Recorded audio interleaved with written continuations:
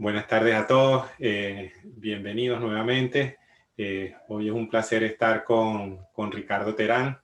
Ricardo es parte de los afiliados o parte del equipo de AvantiWay. Él es el que funge de enlace entre nosotros, los agentes inmobiliarios, y la casa de títulos. También, bueno, quiero felicitar a Ricardo porque hace poco inició otro nuevo emprendimiento, que él es un emprendedor por naturaleza, que se llama Folio Title, que bueno, ya nos comentará un poco qué es, y bueno, le deseamos mucho éxito en su nuevo emprendimiento. Entonces, bueno, el título de nuestro seminario de hoy es, bueno, ¿cuáles son los 3 errores más comunes que cometen los extranjeros al hacer una inversión inmobiliaria en los Estados Unidos? Y lo hemos dividido en 3 partes. Bueno, la parte legal, la parte fiscal y la parte sucesoral. Entonces iremos detallando cada uno de esos errores, sobre todo para el que está invirtiendo por primera vez. Si hay alguno que a lo mejor ya ha cometido estos errores, también hay maneras de buscarle la vuelta y de subsanarlos. Así que pues vamos a comenzar con la charla. Y bueno, bienvenido Ricardo, y nuevamente gracias por atender a la invitación. Gracias, Antonio. Un placer de estar contigo y tus invitados. Agradezco mucho la oportunidad pues, de conversar, ver cómo apoyamos a las personas en el seminario a entender cómo hacer una buena estrategia para invertir acá. La realidad que el mercado estadounidense es un mercado increíblemente dinámico, con mucho volumen transaccional, con mucha liquidez, obviamente una solidez del punto de vista de la moneda, del dólar. Muchos de nosotros que venimos de otros países latinoamericanos, en nuestros países a veces no tenemos opciones de hacer una inversión que sintamos que es estable, porque estamos expuestos a los riesgos del país, a los riesgos políticos, a los riesgos económicos de nuestros países, y ha crecido pues la inversión extranjera aquí, particularmente en la Florida, en el área de bienes raíces, muchísimo. Ojalá que el día de hoy pues podamos brindar un par de estrategias y de conocimientos para que los participantes puedan usarlo como plataforma de entrada para sus inversiones. Bueno, yo te voy a robar una frase que tú has repetido muchas veces, y es que no sabemos lo que no sabemos. Me ha tocado escucharlo varias veces de ti, y es una frase que es muy cierta. Así que quiero sacarla a colación porque yo creo que es la base por la cual tendremos que empezar esta discusión.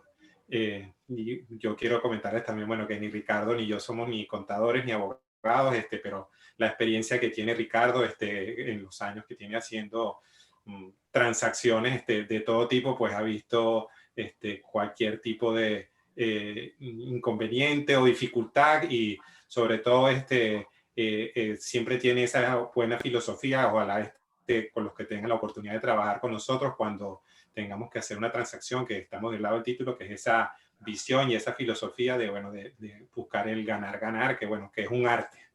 Entonces, bueno, Ricardo, pues te comienza, si quieres, desarrollando el primer punto, y si quieres hacer una introducción sobre lo que he hecho. Sí, mira, es muy, muy importante lo que acabas de decir, y yo, yo digo que yo me he beneficiado de mi ignorancia en real estate, porque yo entré al mundo de bienes raíces aquí en Estados Unidos hace 5 años y pico.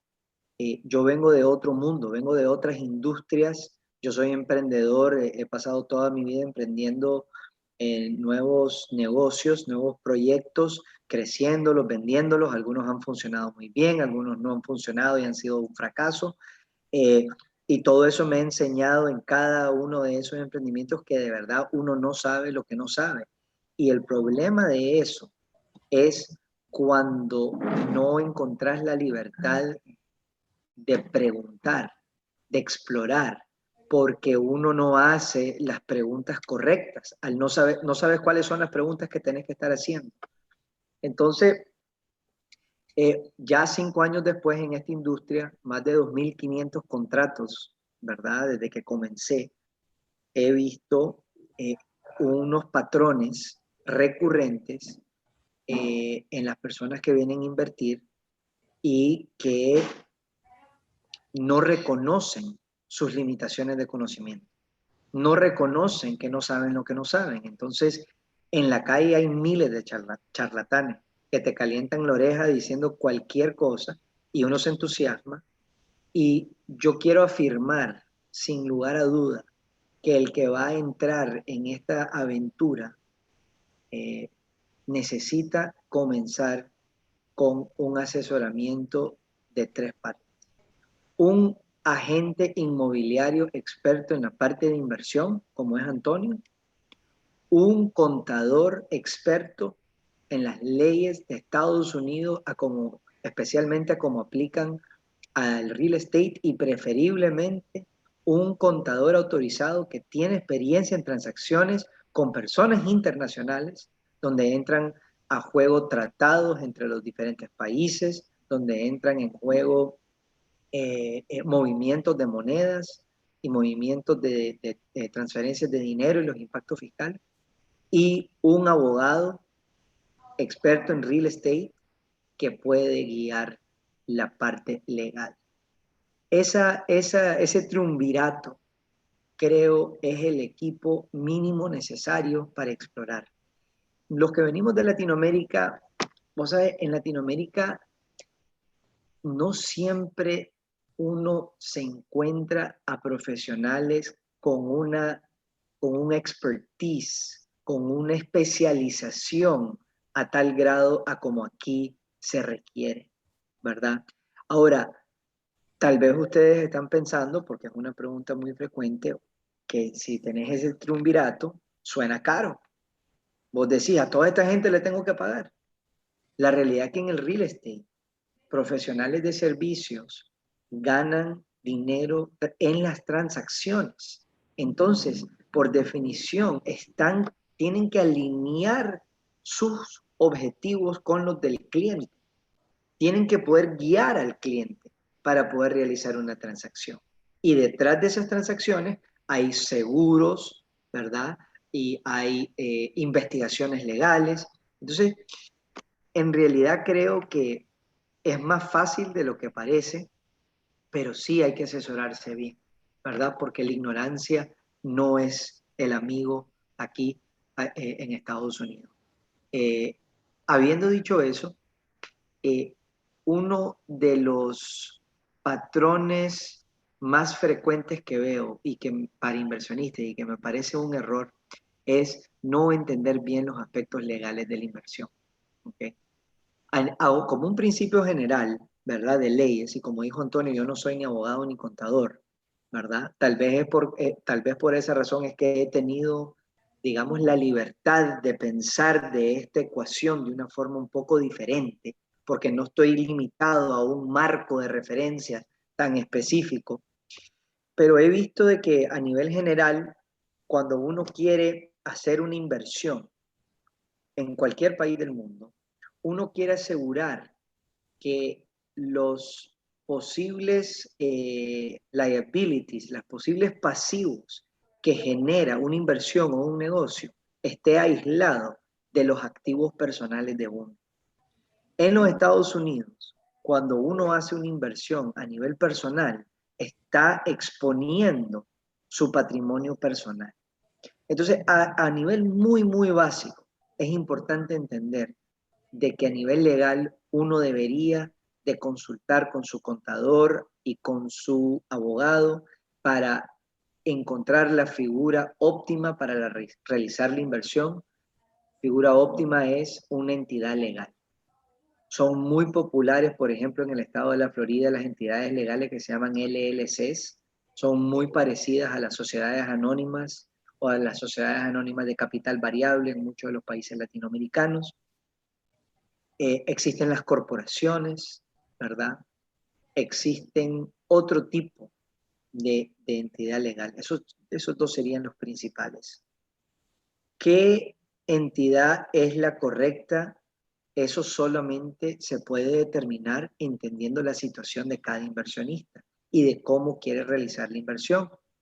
Si un inversionista va a realizar la inversión, por ejemplo, a través de un vehículo legal en el país de origen, como pudiera ser si sos un empresario o una empresaria en un país extranjero y vos querés que las utilidades de la empresa se diversifiquen y con esas utilidades vos vas a invertir, entonces eso quizás va a tener una forma más óptima a que si, por ejemplo, se va a vencer un depósito a plazo, un certificado de depósito, y vos decís, ¿sabes qué? Voy a tener liquidez en 4 meses, me gustaría colocar esto en el mercado inmobiliario en Estados Unidos, ¿cuál sería la mejor manera de colocar?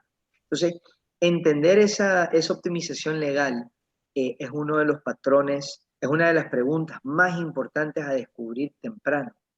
Se vuelve más importante si es que el comprador en algún momento está considerando apalancar la inversión, conseguir un préstamo bancario para la inversión, especialmente un préstamo bancario acá. Obviamente existen personas que en su país de origen consiguen un préstamo bancario, aunque eso cada día se está viendo menos porque las tasas de intereses ahorita en Estados Unidos están tan históricamente bajas que mucha gente está encontrando mejores opciones de préstamo acá, aunque la prima o la inicial, que le dicen en algunos países, sea un poco más alta.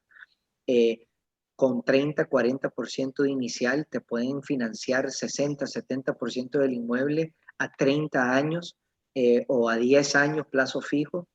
Entonces, el banco va a tener ciertos requisitos para esa inversión.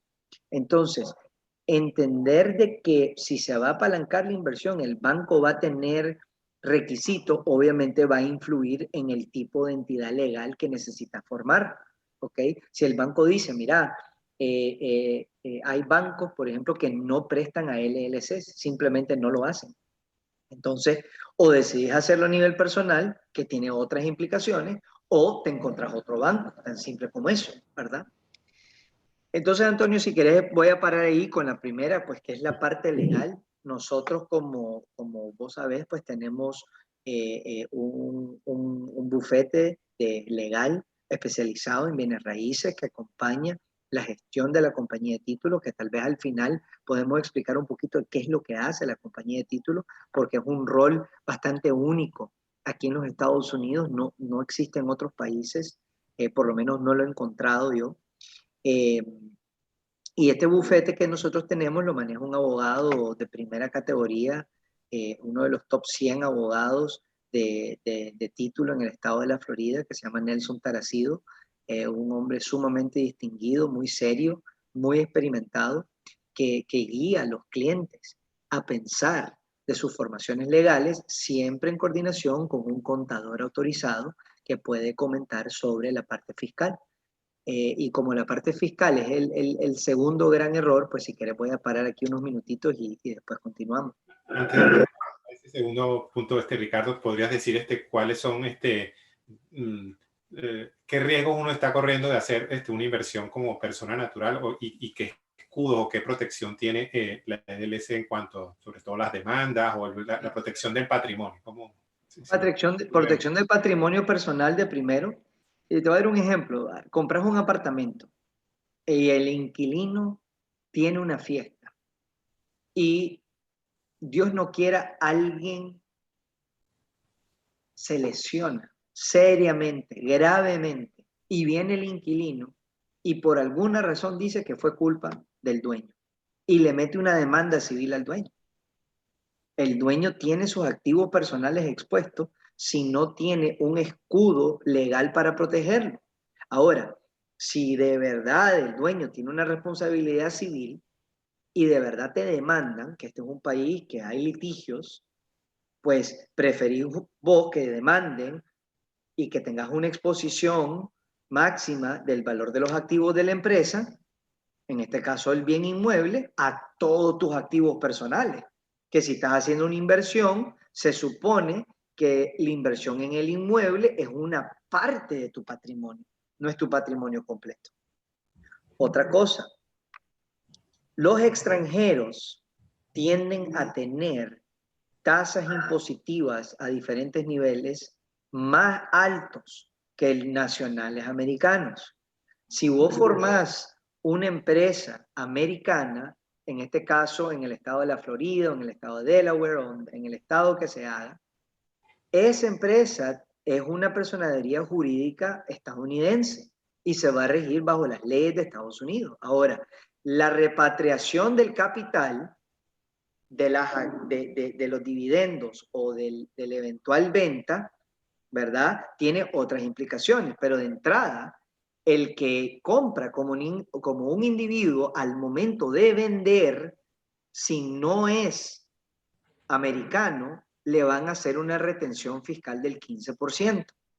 Y hay excepciones y cosas, pero en general va a haber. Cuando vos lo haces a través de un vehículo legal, si está bien estructurado el vehículo legal, ese tipo de retención no se hace.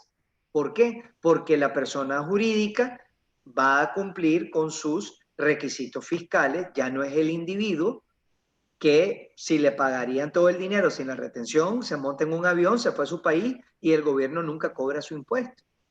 Entonces, esas son algunas de las, digamos, razones superficiales por las cuales pensar de eso. Ahora, hay que hablar claro, hay estructuras de estructuras.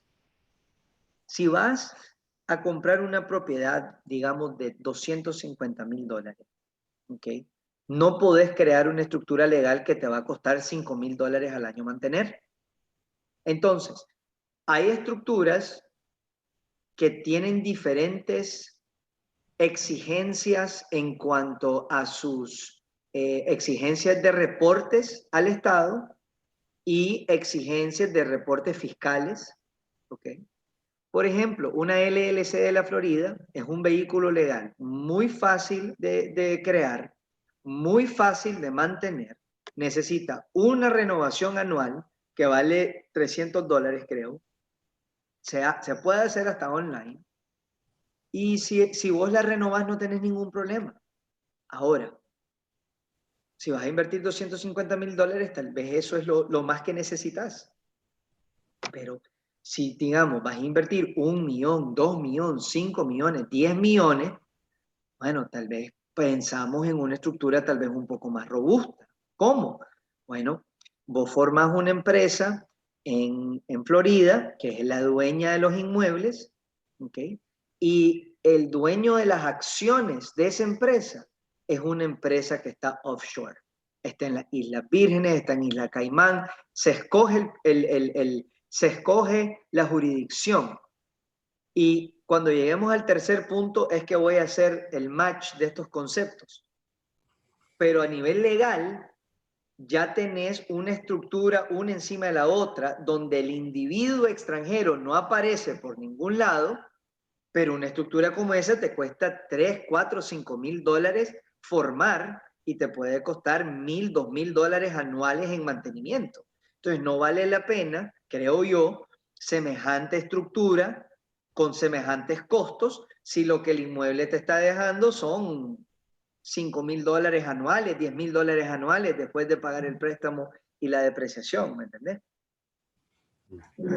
Bueno, pues yo creo que ya hemos cubierto el primer punto. Todos los puntos son muy extensos, pero bueno, un poco el espíritu de hoy es que se lleven una idea de las cosas que hay que preguntar y que hay que saber y no cometer esos errores. Así que ahora podemos pasar al segundo punto, que es la parte fiscal, que bueno, que la gente quiere saber, bueno, cuáles son los impuestos, qué obligaciones que uno tiene aquí en los Estados Unidos al adquirir un inmueble, cómo se dividen, qué tipos de impuestos hay.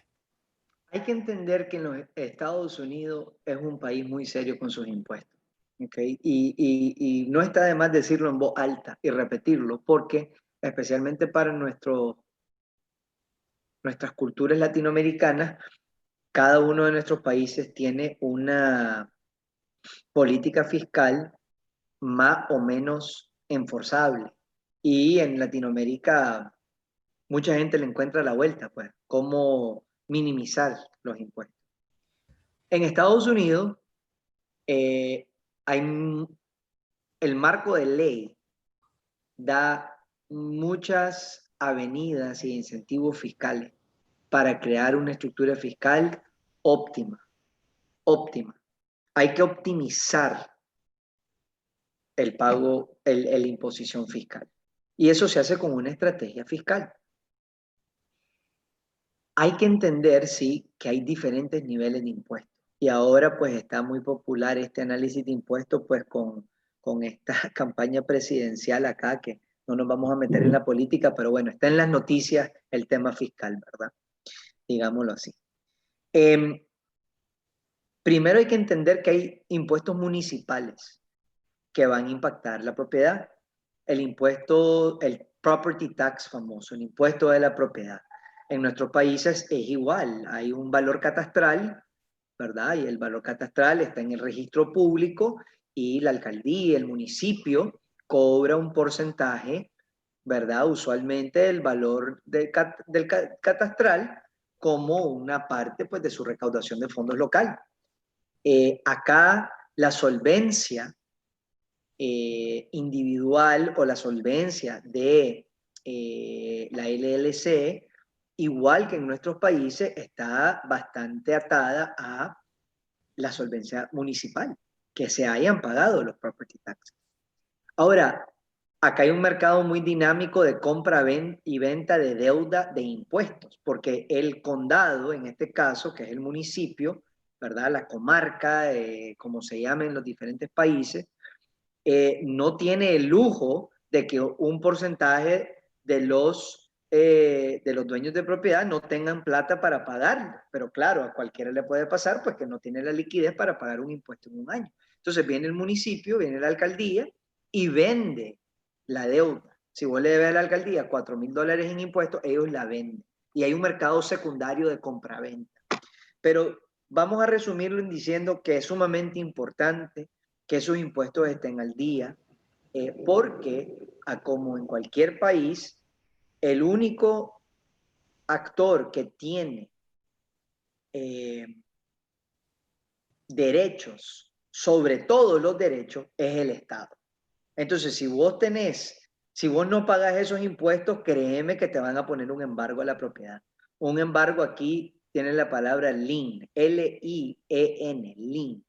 La palabra embargo en muchos países es una palabra que asusta mucho, pero es la traducción literal de lo que es lien. Aquí los liens son como pan de todos los días porque hay muchas maneras que pueden haber liens. En parte, es parte de la razón por qué tener un buen abogado de real estate es tan importante, para poder navegar todo eso y saber en realidad cómo hacerle frente a ellos. Pero el municipio sin duda tiene el poder de embargar cuando no se paga el impuesto municipal. De allí hay impuestos estatales.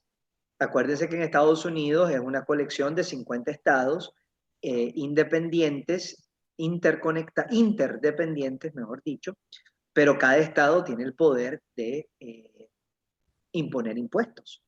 La Florida tiene la gran ventaja sobre muchos estados como Nueva York y California, que no hay un impuesto a la renta a nivel estatal.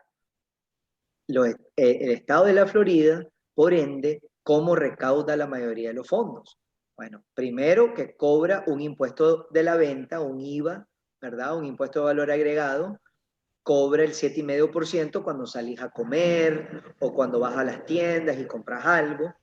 Pero la otra parte importantísima de los impuestos de la Florida son los impuestos del real estate. ¿A dónde cobra impuestos la Florida? Cobra impuestos sobre la transferencia de los títulos valores. Si vos, Antonio, a mí me vendés tu propiedad, vos como dueño tenés que pagarle un impuesto de transferencia al Estado. Y si yo estoy comprando con un préstamo hipotecario, yo también tengo que pagar un impuesto de transferencia porque hay que registrar esa hipoteca ante el Estado.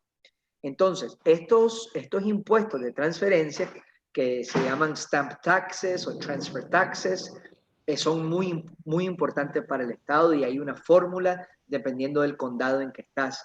Por ejemplo, en el condado de Miami-Dade son 60 centavos por cada 100 de valor. Entonces, si una propiedad vale $100,000, es 100,000 dividido por 100 por 60 centavos. ¿ok? Entonces, no es algo astronómico, pero existe y es parte del costo de la transacción. El tercer nivel de impuesto es el nivel federal. Hay 50 estados, pero hay un gobierno federal. Y ese es el famoso tío Sam, ¿verdad? El tío que todos queremos y que nadie deja de pagar. Al tío Sam se le deben varios impuestos. El primer impuesto es el impuesto sobre la renta. En este caso, si vos compras un inmueble y vos lo alquilás, vos tenés que pagar el impuesto de la renta sobre la ganancia de las rentas. Es muy, muy común que la gente venga a invertir a Estados Unidos y ponga la propiedad a nombre individual, primer error, y no reporte las rentas, segundo error. Entonces, si van a hacer una LLC, o una entidad legal, tienen que estar preparados para declarar las rentas. Ahora, como han visto en las noticias en las últimas semanas, el presidente de este país es un inversionista de real estate y él ha, digamos, usado a su favor lo que la ley le permite. Según él, la ley le permite deducciones importantes como la depreciación sobre el valor del inmueble. Entonces, aunque el inmueble va ganando valor todos los años, el Código Fiscal de Estados Unidos dice que podés aplicarle una depreciación contable. Entonces, la ganancia fiscal la podés minimizar, pero cuando hay una ganancia hay que pagar impuestos sobre la renta. El otro impuesto que es muy relevante y es muy relevante para los extranjeros es el impuesto de ganancia capital. El impuesto de ganancia capital es el impuesto que se cobra sobre la diferencia entre el costo de adquisición del inmueble y el valor de reventa del inmueble, el valor neto después de los gastos. Si ustedes compran un inmueble en 100,000 y lo venden en 200,000, digamos que los gastos de la venta son $10,000. Entonces, el neto son $190,000, ¿correcto? Entonces, la diferencia entre 190,000 y 100,000 te da una ganancia de capital de $90,000. ¿Okay? La ganancia de capital en Estados Unidos anda rondando entre el 20 al 25%. ¿Ok? Entonces, es un impuesto muy relevante. Entonces, como el gobierno no cree, que los extranjeros le van a pagar ese impuesto al Estado, porque creen que el extranjero va a agarrar su plata, se va a montar en un avión y se va a ir, el gobierno dice que el comprador de un inmueble tiene la responsabilidad de confirmar si ese vendedor reporta sus impuestos. Y si es extranjero, como no tiene una manera de asegurar ese reportaje de impuestos, el comprador tiene que retener 15% del valor de la compra y lo tiene que mandar al tío Sam. Y el tío Sam lo va a resguardar como un adelanto a un eventual impuesto. Sin embargo, el tío Sam dice que si no debes impuesto de ganancia de capital, él te regresa el dinero. Muchos de nuestros amigos latinoamericanos tal vez se reirían de esto, porque en uno de nuestros países, yo soy de Nicaragua, amo mi país sobre todas las cosas, pero tengo dudas que si yo le pago un impuesto adelantado a la entidad fiscal, no creo que la voy a volver a ver. Simplemente no estoy confiando de que voy a recibir un cheque reembolso de la entidad fiscal, cualquiera sea el país. En los Estados Unidos hay un marco legal con el cual te regresan el dinero. Y la primera vez que me tocó ver eso, yo estaba absolutamente incrédulo. Yo creía que estaban locos. Yo te dije, ese dinero nunca lo van a volver a ver. Y dicho y hecho, a los 90 días mandaron la carta y dijeron, señores, aquí está el cheque de reembolso del adelanto porque ustedes no deben impuestos. Bueno, y el sistema funciona. Entonces, por todas esas cosas hay que tener conocimiento del espacio fiscal, hay que tener un excelente contador que pueda navegar este laberinto y si se hace correctamente, la optimización de los impuestos no le causa un impacto mayor a los retornos de la inversión, que es lo que estamos buscando. O sea, que si pudiéramos resumir, o sea, el impuesto que hay es el impuesto municipal, después viene el impuesto estatal, que en el caso de la Florida no existe, y después viene el impuesto federal, que el impuesto federal pues tiene el impuesto a la ganancia y después el impuesto a la ganancia al capital. Eso es lo que diríamos, resumiendo sería eso. A Pero nivel estatal no hay impuesto de renta, de existen los impuestos de transferencia. okay. Vale.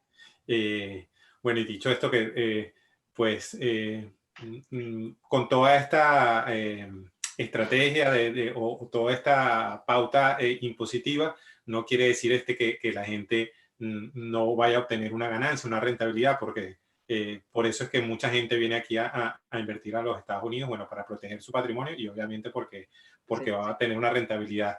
Lo que nuevamente, aunque seamos un poco repetitivos, lo importante es estar bien asesorado. Uno no tiene que ser un experto en el área, sino simplemente saber que existen y el experto, el profesional en el área es el que se encargará de formular la mejor estrategia. Y mucha gente dice, wow, pero si hay tanto impuesto, ¿y cuándo voy a ganar plata yo?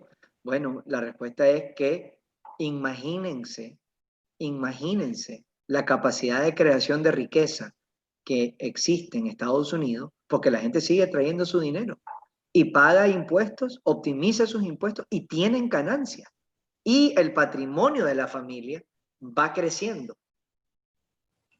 Incluso yo creo que no nombraste, pero existe lo que es el 41, El 1031. el 1031, perdón, exchange, que es que cuando uno tiene una ganancia, si la reinvierte en un periodo de tiempo corto, pues no está obligado a pagar esos impuestos, sino los está difiriendo en el tiempo. No queremos complicarlo mucho más, Sí. pero...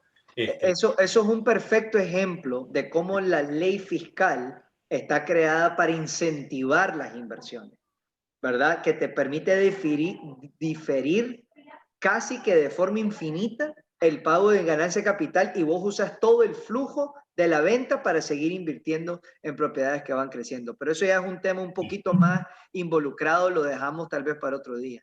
Muy bien.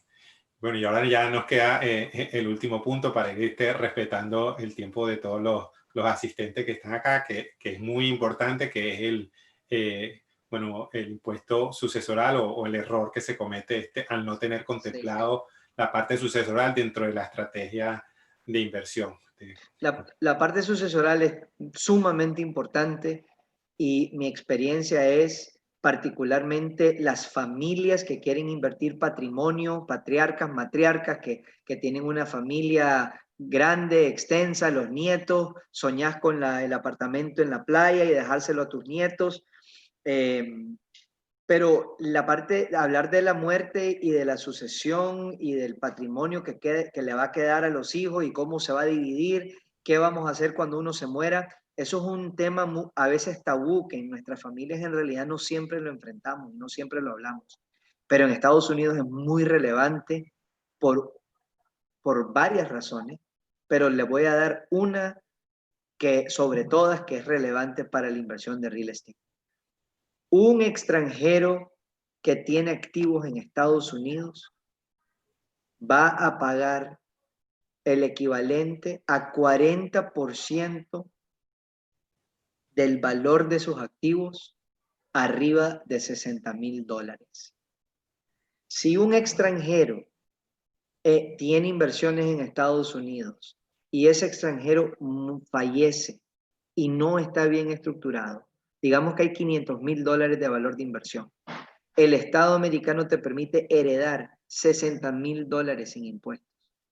Y significa que $440,000 están expuestos a un impuesto entre 40 y 50%.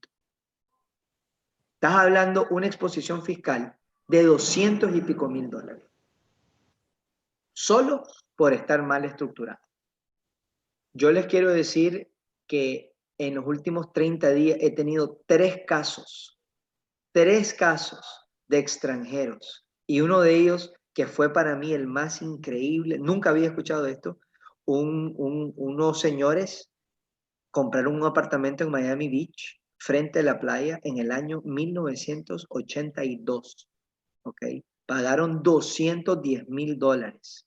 Hoy en día ese apartamento está valorado casi en $1,000,000 y pico, ¿ok? Además de la ganancia capital brutal, el señor se murió hace 3 años y nunca reportaron esa muerte al fisco. El fisco te da 9 meses para reportar eso. Y después del 9º mes y un día, empieza a acumular intereses y empieza a acumular penalidades. No les quiero cansar demasiado el cuento, pero solamente sobre la porción que se debe del señor que falleció son más de $350,000 de impuestos. ¿Ok? Y peor, la viuda que por fin decidió vender su apartamento porque tenía mucha conexión emocional, porque ahí era donde venían a veranear, vieron a los nietos crecer, iban para Disney, etc. Cuando por fin la vende, le dicen que no la puede vender hasta que se haya pagado el impuesto, lo cual significa que tiene que sacarse de la bolsa los 350,000, esperar que el IRS le dé el clearance y después poder vender. Y lo único que tenían que haber hecho era una estructura que protegiera contra eso de patrimonio, contra esa del estate tax. Entonces, si en esta parte de la conversación suena como que los estoy asustando un poco, esta es la parte que tienen que asustarse, porque es relativamente fácil hacerlo bien y no tener que lidiar con eso. Una entidad legal como una LLC de la Florida no protege automáticamente sobre el impuesto del estate, porque una LLC dueña de un inmueble se valoriza sobre el valor del inmueble. Entonces, al morir, el valor de tus acciones es el valor proporcional del inmueble.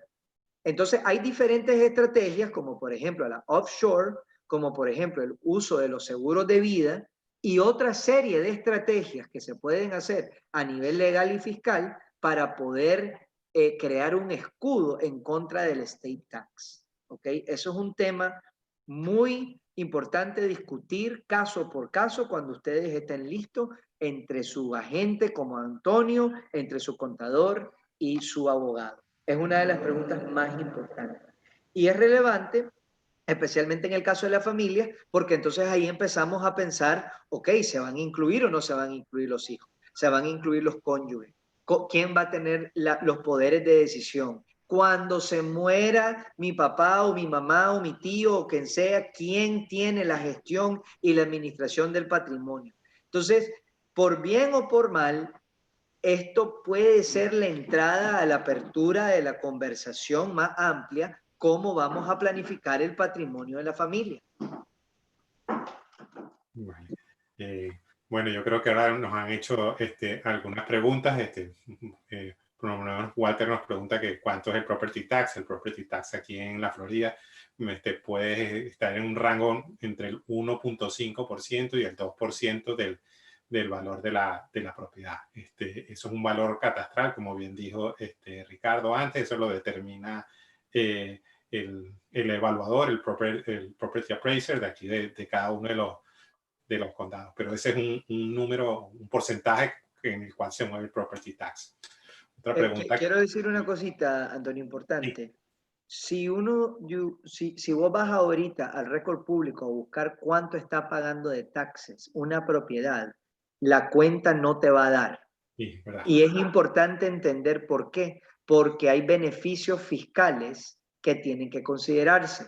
Pero lo que Antonio está diciendo es importante porque en mi experiencia, de las maneras que la gente te vende inversiones en Estados Unidos es que te dice cuánto se está pagando de tax hoy, no cuánto se proyecta que vas a pagar de impuestos cuando vos compres la propiedad. Y me parece excelente que Antonio les está dando el marco de referencia para que ustedes puedan proyectar lo que van a pagar, ¿ok? Porque mucha gente escucha a gente que le da consejos equivocados porque quieren hacer una venta y después al siguiente año le sube el impuesto al 1.5% del valor de la propiedad y la gente dice, ay, no me dijiste que esto iba a pasar.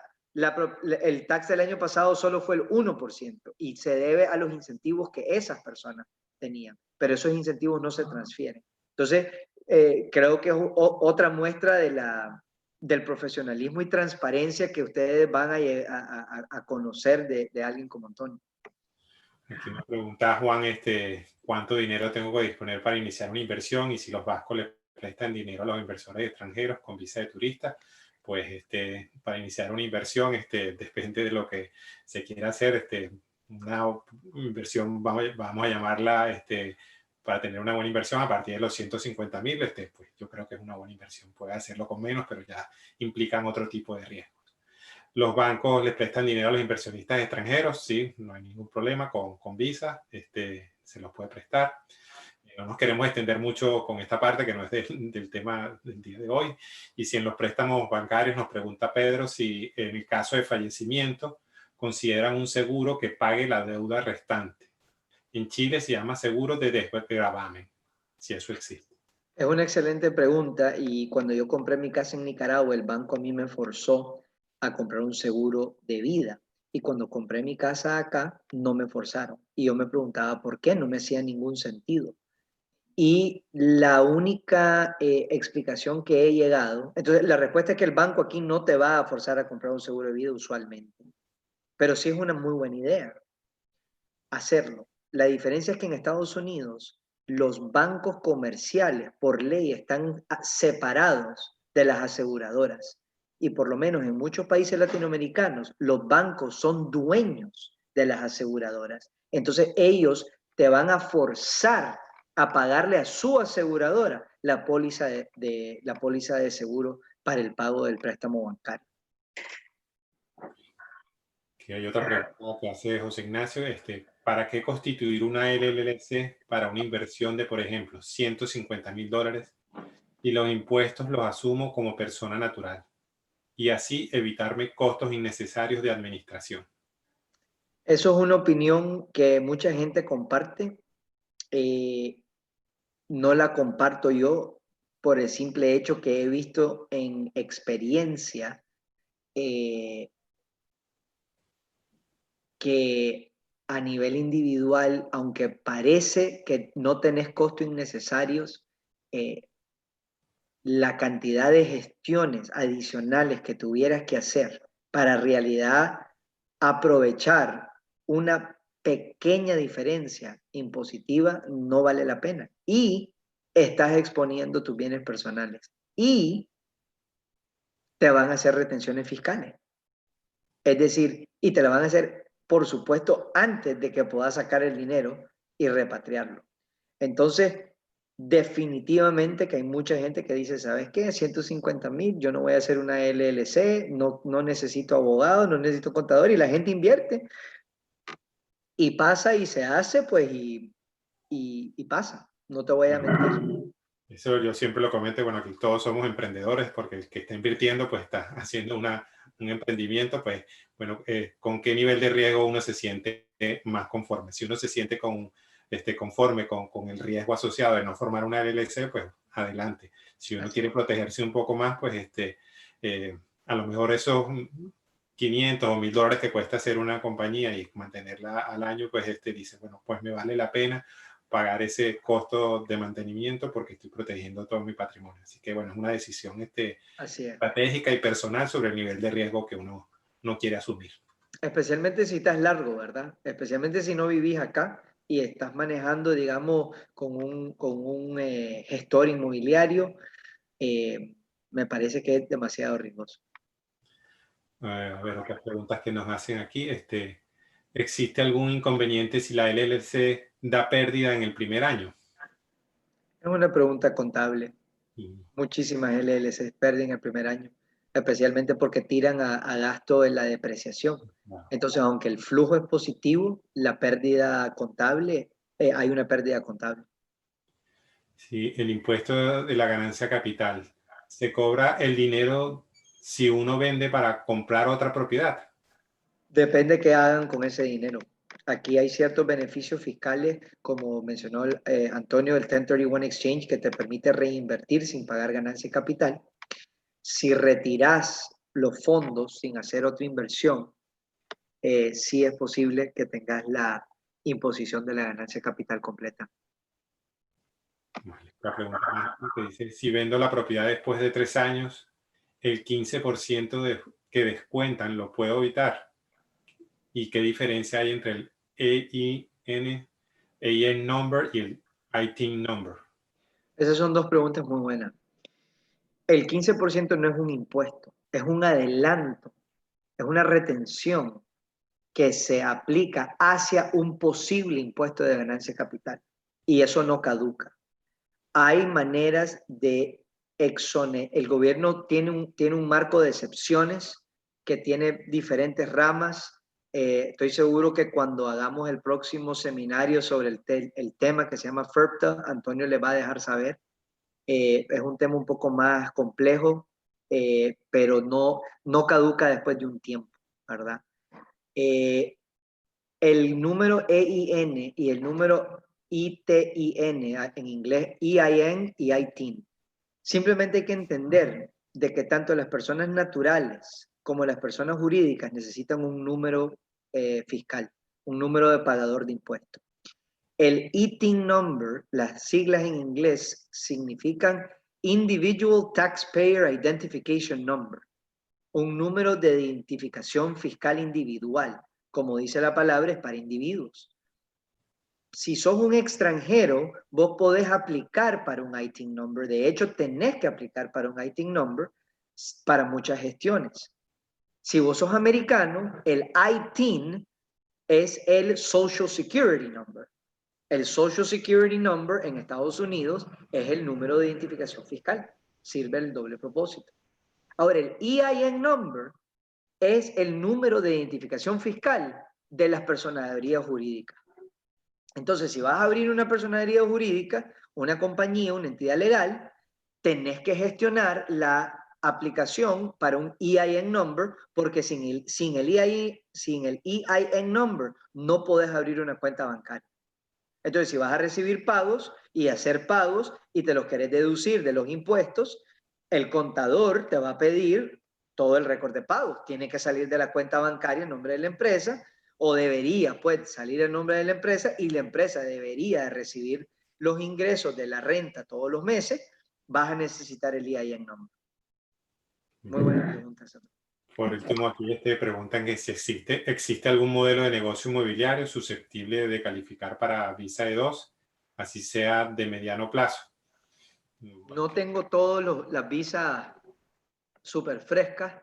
Antonio les va a compartir un link a una entrevista que hice a un experto en ley migratoria y de inversión, que se llama Víctor Badel, que creo que conoce a Antonio. Y bueno, Antonio tiene muchos contactos con ese tipo. Aprovechamos ya que lo mencionas, que el viernes 16 de marzo está invitado aquí a este webinar y podremos... De octubre, 16 de octubre. Y 16 de octubre aquí. Ok, no, dijiste 16 de marzo, 16 de Perdón, octubre. perdón. Víctor Badel es excelente persona, tremendo abogado migratorio. Él no le gusta decir, pero en realidad mucha de su formación profesional fue abogado fiscal. Él es experto en tratados internacionales fiscales, pero no ejerce la parte fiscal, ejerce la parte migratoria. Y les recomiendo de sobremanera que si tienen interés en entender los mecanismos que la ley migratoria permite para inversiones, los beneficios, escuchen ese webinar. Como aquí nos preguntan ventajas y desventajas de constituir o no una LLC, que bueno, creo que ya las comentamos antes, sobre todo pues la parte de protección, de no exponer todo el patrimonio personal, sino limitarlo a los activos que tenga ese LLC, que normalmente en este caso, como estamos hablando de inversiones inmobiliarias, pues es una propiedad. Y bueno, también está la parte que se pueden hacer depreciación, utilizar el efecto de la depreciación pues para minimizar los impuestos. no veo más preguntas por aquí. Bueno, y también yo creo que ya para respetar el tiempo de todos, podemos ir concluyendo. Yo agradezco a Ricardo por haber compartido su tiempo. Si nos puedes comentar un poquito al principio también tu nuevo emprendimiento de Folio Title, y también si nos puedes decir dónde te pueden seguir, porque yo sé que tú tienes un podcast de inversión inmobiliaria, donde te puedes encontrar, que tú has entrevistado a muchos expertos relacionados con todas estas inversiones inmobiliarias. Bueno, gracias, Antonio. Nosotros llevo 5 años trabajando con agentes inmobiliarios e inversionistas, ayudándole en toda la parte de las negociaciones y la ejecución de los contratos y lo que aquí en Estados Unidos se llama el cierre, que es el proceso de ejecución del contrato y la parte pues de la investigación del historial legal para poder proveer un seguro de título, que aquí es sumamente importante. He tenido el privilegio de trabajar con el abogado Nelson Taracido, que también es fundador de Folio Title, y simplemente creamos una marca que pudiera brindarle mayor valor agregado a las personas que necesiten servicios de título pues, y de cierre. Eh, eh, la compañía de título en Estados Unidos es una figura que no existe en muchos lados, juega un papel preponderante porque es un intermediario fiduciario, es el que recibe todos los fondos de la transacción y es el que hace todos los pagos, pero también es el encargado de la investigación del historial legal de la propiedad, y una vez que termine esa investigación es el que emite la póliza de seguro de título que es requerida para poder conseguir el préstamo. Y más del 70% de todas las compras en Estados Unidos son con préstamo y es un requerimiento federal. Entonces, nos especializamos mucho pues, en inversionistas internacionales, tenemos personas con más de 20 años de experiencia, multilingüe, hacemos cierres en inglés, español, portugués y ruso. Tenemos gente especializada que puede hablar todos esos idiomas y queremos hacerlo en el idioma que el cliente se siente más cómodo, pues, y hablar en cristiano y no hablar tanto en idioma de abogado, ¿verdad? Que es muy técnico y hay gente pues que le asusta. Eh, eh, Hasta el momento pues hemos hecho el equipo con que he venido trabajando por 5 años, en realidad todo está involucrado y ha crecido, ¿verdad? Hoy en día ya somos 18 personas en el equipo. Y como te digo, en estos últimos 5 años, además de ser uno de los top 100 en el estado de la Florida, hemos visto más de 2.500 contratos que hemos ayudado a gestionar. Es una cantidad enorme de oportunidades, gracias a Dios y la Virgen, que nos han dado para poder servirle a nuestros clientes. Y todos ustedes, pues, están más que invitados para conversar.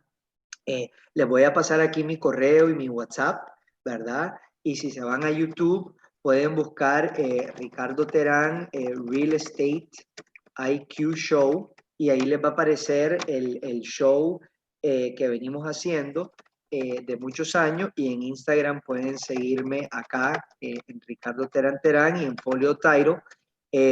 No soy el más mejor, como dicen en Instagram, en las redes sociales, tengo mucho que aprender, pero bueno, entre tantas cosas, estamos tratando de traer más recursos. Ya abrimos un Instagram para el Real Estate IQ Show para ir dándole más conocimientos a los clientes en inglés y en español. Todos nuestros shows son en inglés y en español. Son shows de 10 minutos muy cortos, donde la gente puede rápidamente tener solo un saborcito de lo que queremos hablar.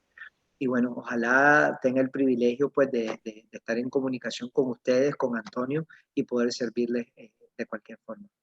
Bueno, muchas gracias, Ricardo. Y bueno, yo creo que ahora sabemos un poco más de lo que no sabíamos antes.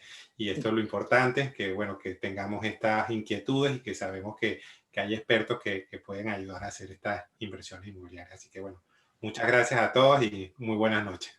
Gracias, buenas noches. Gracias, Antonio. Hasta luego.